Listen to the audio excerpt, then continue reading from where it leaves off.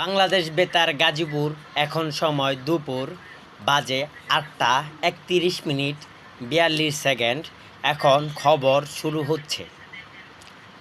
বাংলাদেশ বঙ্গোপসাগরের মধ্যে উত্তাল ঝড়ের মধ্যে একটি জাহাজ ডুবে গিয়েছে। জাহাজের মধ্যে 10টি মাছিয়া ছিল, 5টি টিকটিকিয়া ছিল, 5টি কুকুরের ছানা ছিল। কুকুরের ছানাদেরকে উদ্ধার করতে গিয়ে মানুষদেরকে ডুবিয়ে মেরে ফেলা হয়েছে। কুকুরের ছানাদেরকে উদ্ধার করে হয়েছে।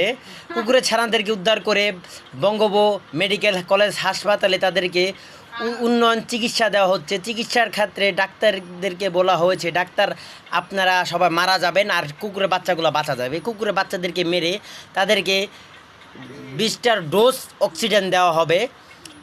তারপর সেই এখানে উত্তর আবহাওয়া অফিস থেকে খবর এসেছে, উত্তাল নদীর ঢেউয়ের মধ্যে 5টি মাছি ডুবে মারা গিয়েছে। মাছিদেরকে কবর দেওয়া হয়েছে। চিংড়ি মাছদেরকে হাসপাতালে নেওয়া হয়েছে।